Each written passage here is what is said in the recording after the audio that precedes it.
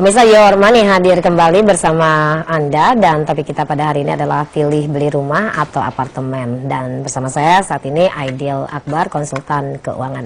Baik, Mas Aidil, terima kasih hadir di studio. Kami undang Anda juga di 583022. Mas Aidil, beli rumah atau beli apartemen? Saya beli dua-duanya. Itu banyak uangnya. Ini enggak, utang semua itu, gitu semua. Oke, tapi pilihannya dulu lah. Ya. Mau beli rumah atau mau beli apartemen, kita harus tergantung apa sebenarnya? Tergantung dari kebutuhan, ya, tergantung dari pilihan juga, ya kan. Apakah kita mau tinggal memilih tinggal di landed house, rumah yang ada halamannya. Banyak orang yang masih terbawa dari fenomena zaman dulu ya, bahwa rumah itu mesti ada halaman, mesti main gitu ya, sama anak dan sebagainya gitu kan.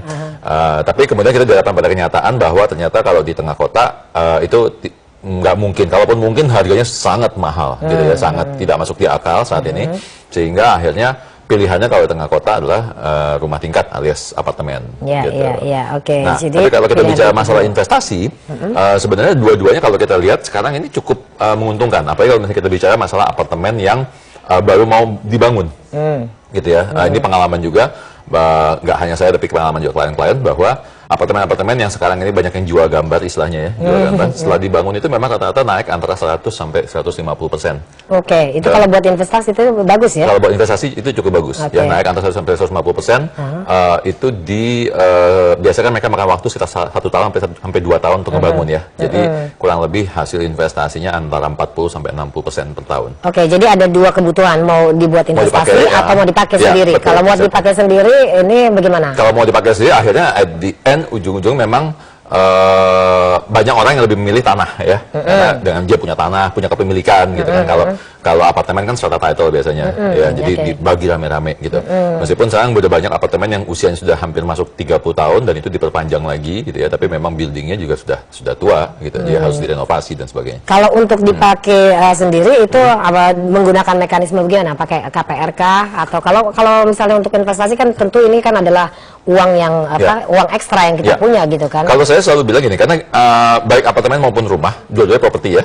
Properti itu kan adalah aset produktif, jadi sehingga seyogianya saya lebih menyarankan untuk menggunakan KPR gitu.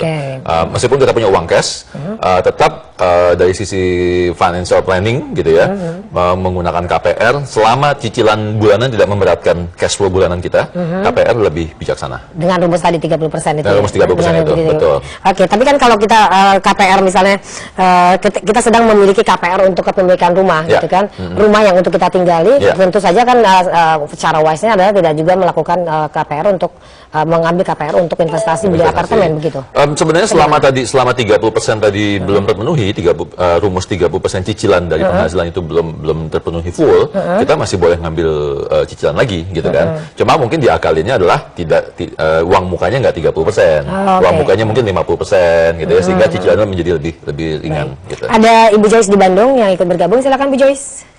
Iya, halo Mbak Maria. Saya Joyce dari Bandung. Saya kan baru mahasiswa, umur 21 tahun. Rencananya saya mau investasi, tapi seukuran saya gitu, seukuran mahasiswa, lebih baik mana investasi rumah atau apartemen gitu. Oke. Baik, makasih Mbak Joyce ya. Silakan Mas. Jadi untuk Mbak Joyce, sebenarnya untuk mahasiswa, kalau rumahnya masih terjangkau sih bagus beli rumah ya, saya nggak masalah. Tapi kalau misalnya kemudian rumahnya akhirnya letaknya ini di Bandung nih, lokasi di Bandung. Misalnya kemudian rumahnya akhirnya letaknya di pinggir kota, ya sekarang juga Bandung udah cukup crowded ya, hampir sama kayak Jakarta ya. Jadi kalau kita mau berarti udah harus ada ke pinggir nih, harus yang masuk jalan tol dulu 30 menit, 45 menit gitu ya. Akhirnya kita punya pilihan antara beli rumah di pinggir kota atau beli rumah di tengah apartemen tengah kota gitu. Nah, karena masih muda, masih mahasiswa, mahasiswi, masih single pula gitu ya, masih numpang di rumah orang tua. Sebenarnya mobilisasi yang cepat itu yang dibutuhkan, sehingga apartemen sebenarnya lebih cocok sih kalau untuk masih yang single ya.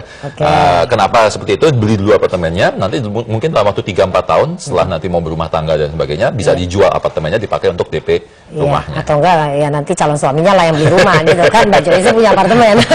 Minta udah punya rumah nanti. Nah, Mas Aidil itu tadi kalau untuk untuk memiliki rumah dan apartemen itu Ya. tadi bisa menggunakan, Anda sarankan karena ini produktif, ini Betul. menggunakan Nah, KPR jauh lebih bagus. Bagaimana ilustrasinya? Nah, jadi kalau misalnya menggunakan KPR tadi kan minimum DP-nya 30%, ya kan, uang muka 30%, tapi kita harus siapkan lebih dari 30% loh, karena ada biaya-biaya lain kan. Yeah. Jadi kurang lebih kita mesti siapkan antara 35 sampai 45%.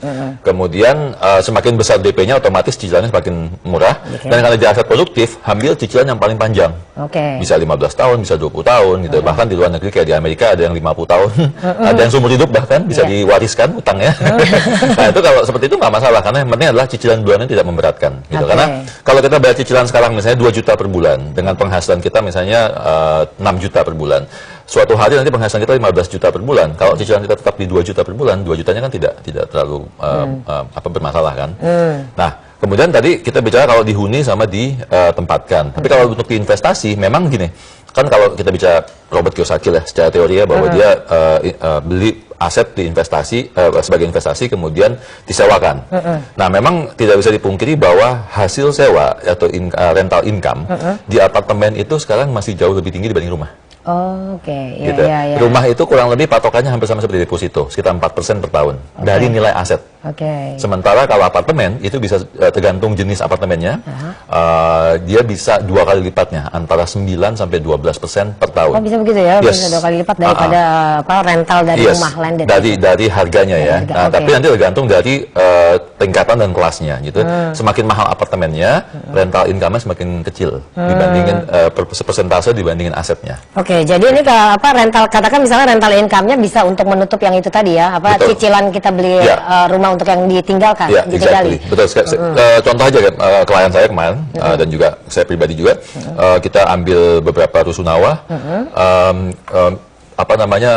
Cicilan bulanannya kita harus bayar rusunawa itu sekitar 1,5 jutaan per bulan, 1,5 sampai 1,8. Sementara rental income-nya sejelek-jeleknya kita bisa rental di 3 juta, 3,5 juta. Yang bagus kita bisa rental sampai 4 jutaan gitu ya. So jadi masih ada spare sekitar 1,5 sampai 2 juta income untuk kita. Sementara rentalnya dibayarin oleh cicilannya dibayarin oleh pembayar rental. Oke. Iya, jadi ini bisa dilakukan secara bersamaan ya, membeli rumah untuk ditinggali maupun melakukan investasinya dengan untuk kepentingan investasinya dengan membeli apartemen tadi ya. Tapi mungkin pilih-pilih lokasinya atau bagaimana tadi untuk pemilihan lokasinya bagaimana Mas Edi? Ya, udah pasti. Jadi ingat bahwa yang namanya apartemen itu harus di tengah kota gitu ya, atau dekat dengan suatu pekerjaan. Jadi kalau kita beli apartemen di pinggir kota, pastikan bahwa memang ada sentral bisnis dekat situ. Sehingga ada orang yang tinggal di situ dan bekerja di situ. Karena apartemen di pinggir kota berarti cocok untuk orang yang bekerja di pinggir kota tersebut. Jadi jangan kita kerja di tengah kota, beli apartemen di pinggir kota. Karena apa yang kita korbankan adalah kita nggak punya tanah, nggak punya tempat buat bermain, kecil ukurannya, supaya di tengah kota, supaya kita bisa transportasi kemana-mana mudah gitu. Oke, ada Ibu Alda ya? Oke, silakan Bu. Halo, iya, Mbak Ya. Maria. Ya. Iya, Silakan. ini saya mau nanya. Apa Bu Alda? Saya sudah punya rumah 1 dan sudah lunas saat ini. Ya. Kemudian saya ada rencana untuk membeli, rencana saya untuk investasi di Kota Bandung. Ya. Nah, kemudian saya berpikir untuk menggunakan rumah saya untuk jadi agunan untuk DP. Kira-kira gimana sarannya dari Mas Aidil untuk rencana mana yang lebih bagus, saya beli rumah atau apartemen untuk saya investasi di Kota Bandung? Rumahnya mau dipakai buat DP, Ibu? Maksudnya mau Rumah yang sekarang udah saya miliki, itu akan saya jadikan DP, refinancing ya, Bu beli ya? rumah atau apartemen di Kota Bandung. Oke. Oke. Ya. Baik. Terima kasih Bu Golda, silakan. Ya, ini agak sedikit beresiko sebenarnya. Rumah yang sudah dimiliki, kemudian di refinancing, diambil kredit lagi, terus dipakai buat DP investasi. Sebenarnya saran saya sih kalau memang sudah dimiliki, sebaiknya jangan, kecuali memang secara income memang sudah stabil ya Ibu ya. Kemudian tidak punya cicilan lagi yang lain, ya, baru kemudian boleh dipakai refinancing. Berarti Ibu akan ada 2 cicilan tuh kalau refinancing. Berarti cicilan dari rumah awal yang ditinggali, kemudian kalau dipakai uang tersebut untuk beli katanya tadi bukan dijual ya, diagunkan gitu ya? iya kan, kalau sama dia kan mau dipakai buat DP. Buat DP. Asumsi saya berarti di refinancing nih. Oke, Kecuali kalau rumahnya mau dijual. Kalau rumah dijual untuk beli, oke. Nah, untuk Kota Bandung memang agak sedikit unik ya. Selama ini hasil riset kita juga bahwa sekarang memang dibutuhkan banyak sekali tempat tinggal, terutama di akhir pekan weekend itu Bandung semua hotel tuh penuh ya, apartemen juga. Jadi itu ada potensi bisnis itu, tapi harus diperhatikan juga bahwa itu hanya penuh di Jumat, Sabtu, Minggu dan long weekend. Jadi Senin sampai Jumatnya itu pasti kosong. Jadi harus dihitung secara hati-hati berapa biaya sewa, berapa cicilan, berapa biaya maintenance ya. Kalau ada kerusakan, biaya betulinnya dan sebagainya dibandingkan dengan rental income yang kita dapatkan pada saat penyewaan di akhir pekan, dikurangi juga dengan biaya-biaya cicilan tadi. Jadi kalau mau investasi pun, kalau untuk kepentingan investasi membeli apartemen, lihat-lihat juga ya kotanya seperti apa begitu iya, ya. Betul. Dan bukan hanya lokasinya, misalnya di situ ada sentra bisnis atau ada sentra perkantoran atau apa gitu, tapi juga lihat di tipikal kotanya. Tipikal kotanya, kemudian seberapa orang membutuhkan. Karena kalau kita mau beli misalnya apartemen tadi ya di tengah kota, berarti kita melihat apakah kota tersebut berkembang, apakah banyak orang membutuhkan tempat tinggal sementara, karena apartemen misalnya akan disewa-sewakan kan, apakah itu mingguan, apakah bulanan, apa harian gitu ya. Kalau begitu kalau investasi apartemen gitu hanya cocok di Jakarta saja dong kalau begitu ya Mas Aidil? Sebenarnya kalau kondisinya sebenarnya nggak hanya di Jakarta, tapi di kota-kota besar yang sudah cukup crowded. Kota-kota besar cukup crowded, kota-kota besar yang sudah mulai macet kota-kotanya, kemudian kota-kota besar yang juga banyak dikunjungi oleh banyak orang, apakah untuk bisnis atau untuk plesir gitu ya. Itu kota-kota yang cocok juga untuk kita invest di apartemen. Ya kayak tadi seperti contohnya Bugolda kan di Pekanbaru, dia mau investasi di di Bandung. Nah itu bagaimana kira-kira kalau lintas begitu? Sebenarnya nggak masalah. Cuma memang tadi gini, yang namanya investasi, kepemilikan dan lain sebagainya itu kita harus ada orang yang menjaga, tanda kutip ya. Jadi harus ada orang kepercayaan yang bisa dilihat, melongokin dan lain sebagainya. Apalagi di Pekanbaru kan ke Bandung cukup jauh ya. Kita yang di Jakarta aja, saya punya beberapa unit aja, kita harus liatin setiap minggu, 2 minggu sekali harus dicek gitu ya. Meskipun kita punya orang kepercayaan. Jadi jangan sampai properti tersebut ditinggal, abandon, kosong, berantakan gitu ya, jelek, nanti harganya nilainya turun dan harga sewa juga turun. Gitu. Nah ini dari mulai ketika kita melakukan cicilan itu tadi, apartemen tadi, apakah itu sudah bisa langsung direntalkan atau bagaimana? Otomatis. Kalau memang udah terjadi akte jual beli ya, sudah menjadi milik kita, sudah saya terima kunci misalnya, kita udah bisa sewakan. Udah langsung sewakan saja, jangan ada durasi katakan kosong sementara itu, karena itu akan merugikan. Iya, otomatis kan ada biaya cicilan yang udah harus kita bayar kan, jadi nggak apa-apa disewakan aja. Baik, tips singkatnya jadi Mas Aidil untuk berinvestasi di apartemen atau di rumah ya. Jadi balik lagi kembalikan bahwa tujuannya apa? Tujuannya apakah dihuni, apakah akan dijadikan investasi dan dicari income-nya. Kalau misalnya dihuni, balik lagi apakah kita mobilisasinya ke tengah kota atau di pinggir kota. Kalau di pinggir kota berarti rumah pilihan yang bagus. Kalau tidak tengah kota berarti apartemen, atau mungkin apartemen dulu nanti lari ke rumah. Tapi kalau untuk investasi, tujuan memang untuk investasi dan mengharapkan rental income, apartemen jauh lebih tinggi dan secara rental income dan investasi dibandingkan nilai rumah. Tapi kelemahannya adalah lokasinya, kemudian jumlah ruangannya, dan juga tidak ada tanahnya gitu kan. Tanahnya bagi-bagi gitu. Jadi kita kembalikan lagi ke diri kita masing-masing. Dan soal pembiayaannya tadi, tetap karena dua-duanya adalah aset dan bisa produktif, jadi sarankan selalu menggunakan KPR. Dan kalau melihat tadi dari kualifikasi profil resikonya, kalau tadi anak mahasiswa atau yang sudah mulai berumah tangga dan gimana, itu gimana? Ya, jadi kalau misalnya masih muda ya, masih muda, kemudian berumah tangga, belum punya anak atau baru punya anak satu, keluarga kecil, dan secara kemampuan keuangan memang belum menyakupi untuk beli rumah yang miliaran, sarannya tetap beli properti tapi ke apartemen dulu, karena toh nilainya juga akan naik seiring dengan waktu ya. Nanti dalam perjalanannya setelah cicil 3-5 tahun tengah jalan, kemudian kita mau jual apartemennya, dipakai itu sebagai modal untuk DP rumah. Bisa dipakai. Ya, kelihatannya kita masih ada waktu untuk satu penelpon lagi, Pak Danang di Jayapura. Silakan Pak Danang. Waduh, Jayapura. Ya, saya mau konsultasi Bu. Ya. Saya mau rencana investasi rumah di Bogor, di dekat kampus IPB. Ya. Kira-kira untuk investasi ke depan bagus nggak menurut Ibu? Ya, dari Jayapura investasi rumah di Bogor ya. Bogor ya. Ya, baik. Terima kasih Pak Danang, silakan. Jadi memang benar gini, kalau investasi rumah itu memang kalau istilah Betawinya nggak ada matinya gitu.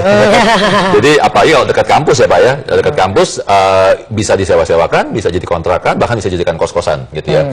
Jadi selama investasi tersebut di properti, dalam jangka panjang memang dia naik. Meskipun ada berita bahwa ini bubbling, gelembung dan sebagainya, otomatis bisa jatuh ya. Tapi kemudian setelah beberapa tahun jatuh biasanya akan naik lagi setelah itu gitu ya. Jadi tetap aja saja dengan jumlah penduduk yang banyak, properti yang terbatas, ya kan, apalagi di tengah kota, Pasti akses yang tinggi, bagus, ya, gitu ya, pasti tetap akan naik. Gitu. Tapi rental income-nya sebenarnya bagusan mana sih kalau rumah atau apartemen? Kalau rumah gelondongan, rumah tok dengan apartemen, udah pasti bagus apartemen. Tapi kalau kemudian rumahnya dipecah menjadi kos-kosan, nah itu baru kita bicara angkanya hampir sama. Cuma bedanya kalau dijadikan kontrakan atau kos-kosan harus ada maintenance, ya, harus ada orang yang jaga, ada tanda kutip asisten lah yang mengurusi di situ gitu. Jadi kita harus hitung-hitungan hasilnya.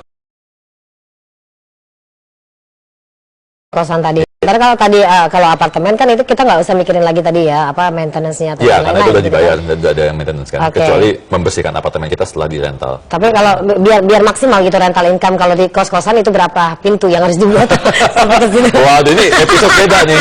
Ini konsultasi berarti. Clue aja biar kita untuk menggiring ke tema berikutnya. Ya. Berdasarkan pengalaman ya, pengalaman pribadi biasanya break even itu di sekitar antara 4 sampai 6 kamar. Jadi di atas 6 kamar itu sudah mulai bisa ada profit. Oh gitu, baiklah.